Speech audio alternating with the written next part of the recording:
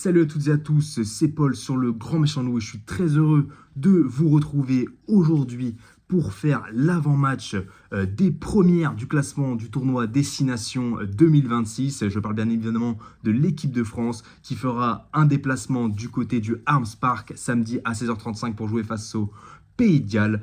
Pour rappel, voilà, les Françaises, comme je l'ai dit dans cette introduction, sont premières du classement et se déplacent pour leur deuxième match sous les ordres de leur nouveau coach François Ratier. Elles nous ont fait un super match lors du premier match face à l'Italie. On l'a vu dans le débrief, il y avait quand même quelques points améliorés.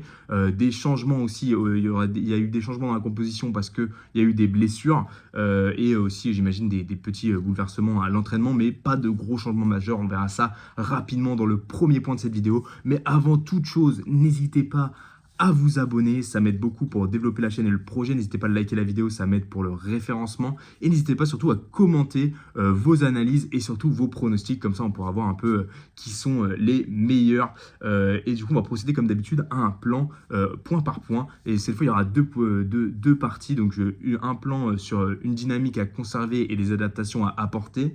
Et un deuxième plan, un endroit et un contexte favorable pour l'équipe de France. Donc, on va commencer directement par la première partie. Et les points clés du match, ça va être d'améliorer nos points faibles, c'est-à-dire la discipline et le fait de mieux se trouver sur le terrain. Donc pour ce qui est de la discipline, voilà, il va falloir justement faire moins de fautes. Et pour se trouver sur le terrain, il va falloir tout simplement réussir ses passes, faire moins d'en avant, être plus propre. Mais ça, on imagine que les 2 points ont été travaillés ardemment à l'entraînement cette semaine. Et plus on va jouer ensemble, plus on va être forte sur ces éléments du jeu. Et ce sera très important, surtout au niveau de la discipline. On sait que les grandes équipes ne font pas beaucoup de fautes. Et donc, il va falloir se mettre au niveau tout simplement. Donc, conserver aussi les bons points du premier match, ça va être quelque chose de très important. Il faut être infaillible en défense comme on l'a été face à l'Italie, malgré un petit essai encaissé à la fin. Mais encore une fois, c'était assez litigieux.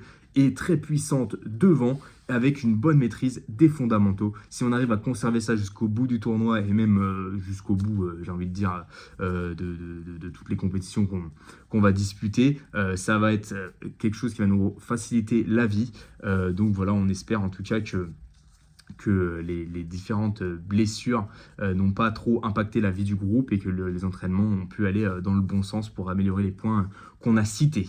En parlant de blessures, justement, ça a entraîné des changements à l'arrière. Du coup, Johanna Grisé, qui est blessée jusqu'à la fin du tournoi et même la fin de la saison, remplacée par Rousset, la centre de Bordeaux. Moi, comme je vous le disais, j'avais pas trouvé sa prestation très convaincante face à l'Italie. Mais bon, c'est elle qui a été titularisée lors de ce match. On aurait pu penser à Théani Féléou, qui aurait pu, la grenobloise sœur de Mané Féléou, qui aurait pu prétendre à être titulaire. Mais voilà, on a François Ratier qui a préféré respecter la hiérarchie. En même temps, il fait preuve d'un peu de logique. Et puis Rousset, elle la connaît bien parce qu'il l'a coaché à Bordeaux. Et Rousset, moi, comme je le disais, même malgré le fait que je n'ai pas été convaincu par sa première prestation, je ne demande qu'à la revoir jouer. Et sur un match comme ça va être top pour elle parce que ça ne va pas être forcément la meilleure opposition. Donc, un choix assez logique. Choix moins logique maintenant que je comprends peut-être un petit peu moins. Mvayembe qui s'est vu mettre sur le banc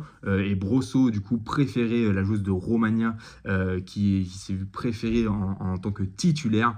Donc, bravo à elle. Mais Mvayembe avait fait une grosse performance contre l'Italie. Ce qui lui a peut-être coûté, c'est son manque de caisse, on va dire, peut-être à la fin. Elle est sortie assez tôt, malgré l'impact qu'elle a mis en début de deuxième période, notamment la dernière fois. C'est pour ça que François Ratier a peut-être préféré la mettre sur le banc en tant que finisseuse pour qu'elle puisse faire des différences à la fin et pas être trop impactée par peut-être un peu son manque d'endurance physique, parce que c'est vrai qu'elle n'a peut-être pas l'habitude, du haut de sa jeunesse, de disputer des matchs de aussi haut niveau et aussi long. Sinon, pas d'autres changements, donc voilà, je ne vais pas représenter toutes les joueuses et on va passer au point 2, un endroit et un contexte favorable pour l'équipe de France. Donc c'est jamais simple de jouer à l'extérieur aux 6 nations, surtout contre des équipes comme ça qui sont plus faibles. Le Pays de Galles qui est quand même une équipe assez accrocheuse, qui a perdu que de 5 points face à l'Écosse. En même temps, c'est peut-être le pire adversaire qu'elles allaient affronter avec l'Italie. Contre nous, ça va plutôt bien. J'ai regardé les dernières victoires, c'était des victoires à chaque fois, en tout cas de plus de 30 points. Donc il n'y aura pas de soucis majeurs normalement, mais il faut toujours faire attention, sachant qu'on est sur le deuxième match d'une équipe et d'un staff en construction. Donc il faut toujours faire attention. Et sachant qu'on va jouer aussi dans des conditions qui sont pas top. J'ai dit des conditions favorables parce que on a l'habitude d'aller gagner au Pays de Galles en général, mais on va jouer au Arms Park à Cardiff. C'est le stade complètement explosé contre un bus qui est juste à côté du Principality Stadium. Donc on sera sur une pelouse synthétique et pas dans les meilleures conditions.